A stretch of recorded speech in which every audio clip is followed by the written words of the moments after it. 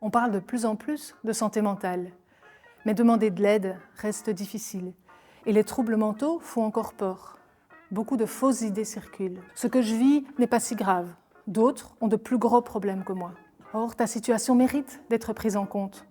Toute personne qui en sent le besoin est bienvenue dans sa demande d'aide chez un psy. Ce que l'on vit et comment on le vit est très personnel. Le niveau de souffrance ne se mesure pas et n'est certainement pas un critère pour être aidé. Les psys, c'est pour les fous. Les psychologues et les psychiatres sont compétents pour accompagner les personnes qui souffrent de troubles psychiques. C'est vrai. Mais aussi pour aider tout un chacun qui le souhaite à retrouver un équilibre. On peut perdre son équilibre quand on se sent dépassé, qu'on a vécu un événement difficile, qu'on ne comprend pas certaines émotions qui nous traversent, ou qu'on a des comportements qu'on n'arrive plus à gérer. Aborder des questions personnelles avec un professionnel de la santé, qui ne fait pas partie de notre entourage, sans jugement, peut nous soutenir et améliorer notre bien-être. Pour soigner les maladies mentales, il faut prendre des médicaments et aller à l'hôpital. Non, pas nécessairement.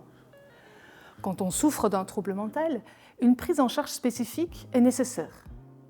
Mais ce suivi psychothérapeutique n'engage pas nécessairement une médication ou une hospitalisation. Les options sont discutées avec la personne concernée. À certains moments, l'aide psychothérapeutique peut être accompagnée d'une prise de médicaments. Pas toujours. L'hospitalisation, quant à elle, est proposée dans certains cas de crise. Il existe aujourd'hui aussi d'autres alternatives. Si tu veux mieux comprendre tout ça, n'hésite pas à explorer le site de Bruxelles J sur la santé mentale et à nous poser tes questions.